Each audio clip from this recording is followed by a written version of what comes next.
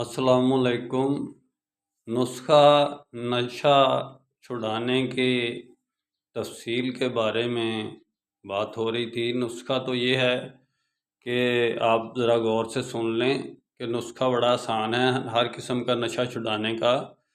सबसे पहले आपने वो बूटी जो मैंने बताई थी ग्राइंड करनी है, जिसका नाम कैनाबिस इंडिका है जर्मनी ज़बान में। मैं 20 साल प्रैक्टिस करता रहा हूँ होम्योपैथिक की, तो वो कैनाबिस इंडिका उर्दू में भंग को कहते हैं। भंग का यानी कि आप पौधा ले आएँ या आप उसके ज़्यादा पौधे ले आएँ या आपने ज़्यादा मेडिसिन बनानी है, तो वो उसको ग्राइंड करके उसको आपने डेली यानी कि वो ग्राइंड करके उसको पहले ग्राइंड नहीं करना, पहले ला के घर उसको उबालना है, उबाल के सुखाना है, सुखा के ग्राइंड करना है।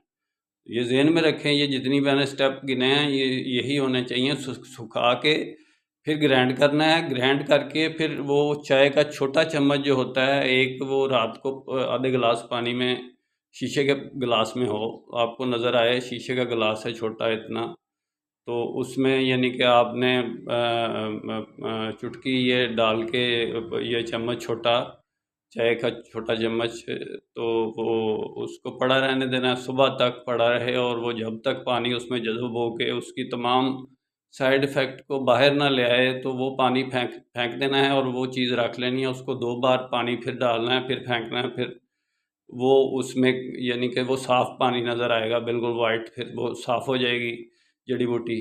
फिर उसको आप उसके अंदर यानी कि काली मिर्च डालें, हिस्बे ज़ायक़ा, उसमें आप नमक डालें, और वो सादा नुस्खा नमक के साथ यानी कि इस्तेमाल होता है। अगर मीठे के साथ कोई करना चाहता है, ब्लड प्रेशर का मरीज़ है, तो वो मीठे से कर सकता है। तो वो उसके बाद आप रोज़ाना भी हैं और 2-3 माह ये प्रैक्टिस करेंगे, तो फिर वो यानी ये होगा कि आपके सारे नशे भी छूट जाएंगे। चाहे आप हेरोइन पीते हैं, पाउडर पीते हैं, इंजेक्शन लगाते हैं, गोलियां इस्तेमाल करते हैं, अफीम इस्तेमाल करते हैं, कोई आए किसी किस्म का भी नशा करते हैं आप, तो वो आपका नशा छूट जाएगा। अगरचे आप चाहते हैं छोड़ना, तो आप उसकी लगन में अपने बाकी काम कर सकते हैं, और आपको एक आदत सी बन जाएगी कि मैं नशा क्या करना है यार, ये मैं यही पी लेता हूँ, वो एक गिलास, आधा गिलास नुस्खा। उससे आपकी भूख लगेगी, आपका जिगर बेहतर होगा, खून पैदा करेगा, साख्तो बलागत आएगी, फ़ायदे ही फ़ायदे हैं, नुकसान कोई नहीं है उसका। अच्छा, उसके बाद आप उसको छोड़ भी सकते हैं, वो लगता भी नहीं है, ये ज़रूरत की चीज़ नहीं है, यानी कि आप छोड़ेंगे तो भी फ़ायदा, ना छोड़ो तो भी फ़ायदा।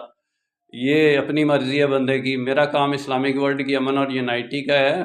20 साल मैंने प्रैक्टिस की है होम्योपैथिक मेडिसिन की भी और दूसरी तिब का भी जानता हूँ।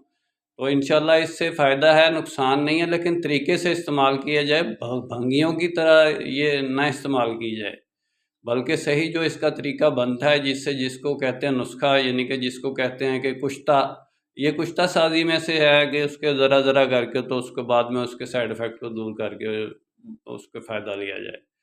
इंशाल्लाह डिटेल में बात फिर होगी। यही होम्योपैथिक की फ़िलासफ़ी है। निस्बत वहदत खिदमत खैर के साथ। अल्लाह हाफ़िज़।